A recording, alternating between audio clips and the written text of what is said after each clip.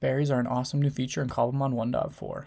If your Pokemon is hurt, you can heal them with Oran Berries. You can give your Pokemon one to protect it from super effective attacks, and so much more.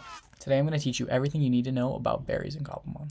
If you have a specific question, feel free to look in the chapters below, but if not, we're going to teach you everything you need to know right now.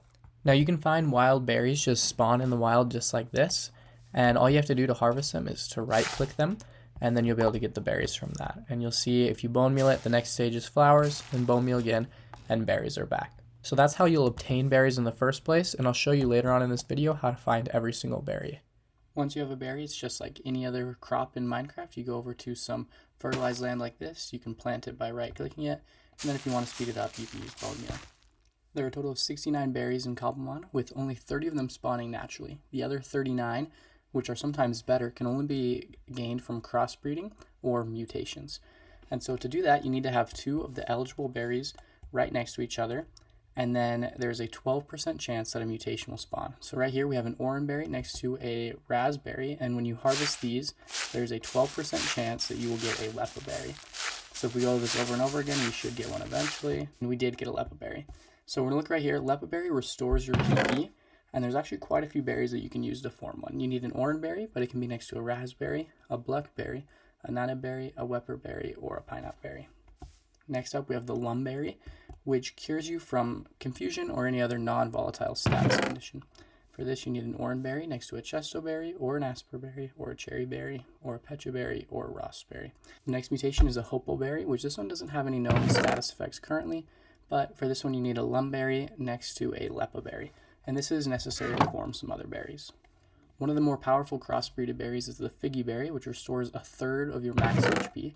For this, you need a cherry berry next to a person berry. Next up is the toga berry, which cures confusion. For this, you need a figgy berry next to a raspberry. Then after that is the spellin berry, which does not have any known effects currently. And for this, you need a cobra berry next to a toga berry. Next up is the tomato berry, which currently doesn't have any known effects, but for this, you need an aqua berry next to a toga berry. Now next up we have the lancet berry, which gives your Pokemon the focus energy effect, which allows it to land critical hits more easily. To get this, you need a spellin berry along with a chople berry. And here we have a little patrat joining us. The next crossbreeded berry we're going to talk about is the solic berry, which raises your Pokemon's speed. And for this, you need a tomato berry with a spellin berry. And it's important to note it only raises your speed when your Pokemon's HP is at a quarter of its max HP or less.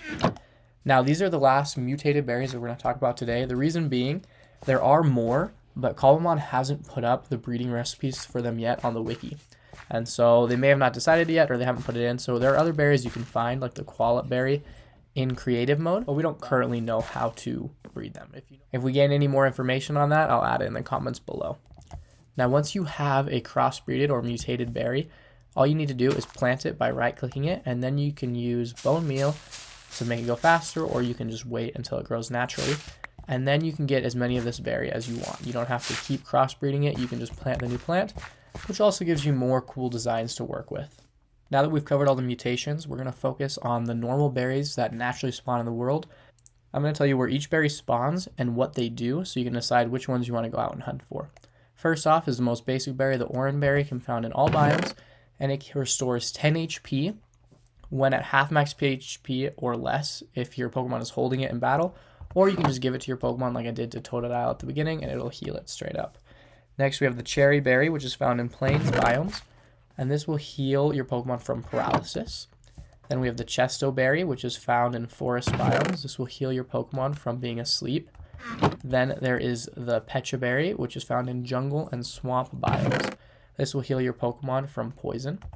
Then there is the ros berry, which is found in arid biomes, and this will heal your Pokemon from a burn.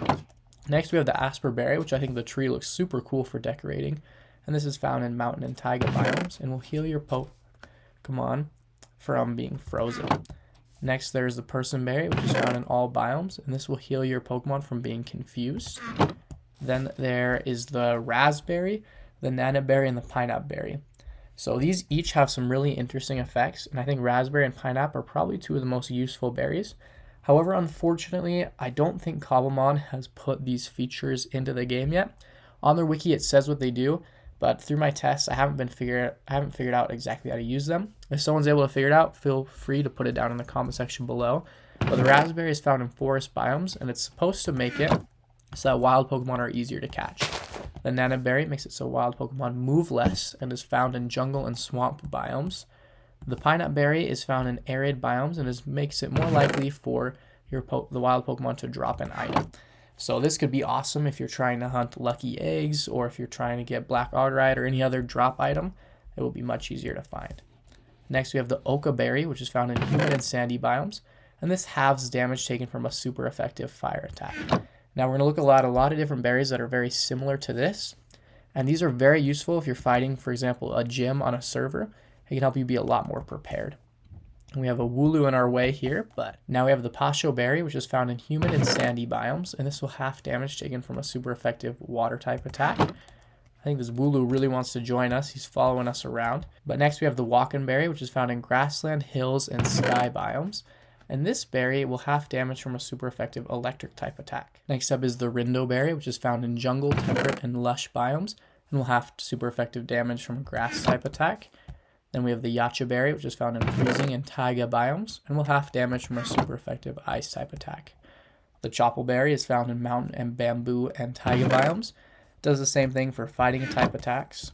Then there's the Kebia Berry, found in forest, mushroom, spooky, and swamp biomes, which looks kind of like an avocado, which is fun, and does the same thing for poison type attacks. Then there's the Shucca Berry, found in arid and grassland biomes, which does the same thing for ground type attacks. Then we have the Koba Berry, which is found in peak, temperate, and sky biomes, which does the same thing for flying type attacks. And now these are so useful because they can really negate super effective damage and allow you to use some of your better Pokemon who might be weak at a certain gym and not have that huge disadvantage from the type. And then there's the Payapa Berry, which is found in desert, floral, magical, savanna, and spooky biomes, and this will half damage from a super effective psychic type attack. Then there's the Tanga Berry, which is found in forest, jungle, and swamp biomes, which halves damage taken from a super effective bug type attack. Then there's the Charti Berry, which is found in dripstone, mountains, sandy, and volcanic biomes, and has a pretty cool design, I think, and this will half damage from a super effective rock type attack. And there's the Kasib Berry, found in dripstone, lush, spooky, swamp, and taiga biomes, and it looks really cool and will do the same thing for ghost type attacks. And there's the Hobbenberry, which I think also looks pretty cool, which is found in jungle, magical, mountain, sky, and volcanic biomes. And this will half damage taken from a super effective dragon type attack.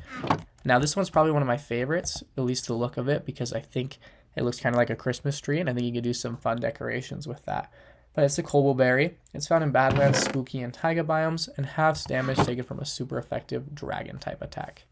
Then there's the Babiri Berry, which is found in bamboo, mountain, and taiga biomes, and that's a mouthful to say. But this will half damage taken from a super effective steel type attack. Then we have the Chillin Berry, which is found in temperate and grassland biomes, and this will half damage taken from a normal type attack. Normal type attacks are never super effective, and so this one is super useful. If you're going against a normal type gym, you could give this to all of your Pokemon, and all the opposing Pokemon will do half damage, which is awesome. Next up, we have the Rosalie Berry, which is found in floral, island, magical, and mushroom biomes, and this will half damage taken from a super effective fairy type attack. Then we have the Bluck Berry and the Wapera Berry. Now, both of these berries look really cool and can be used for crossbreeding, but they don't currently have any other uses that are said in Cobblemon. Now, they might be added in the future with Poffins or something, but for now, they don't have any other uses. But the Bluck is found in mountain and taiga biomes and looks like this. And the Wapera Berry is found in the plains biomes and looks like this. And there's actually some wild Wapera berries over there, if you can see them. Those are all the effects of the naturally spawning berries in Cobblemon.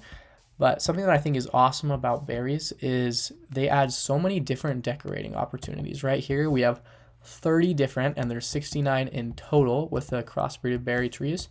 Different designs that you can use to decorate your base, and I think you could do some really cool things with that. If you have any other questions about berries, please let me know down in the comments. I think they're going to be one of the coolest new features in Cobblemon, and there's so much that I think can evolve from them. So if there's anything else you'd like to know, let me know, and I'll do my best to answer them in a further video or in the comment section below. Thank you guys so much for watching. Please subscribe for more Cobblemon content, and I hope you have an absolutely amazing rest of your day.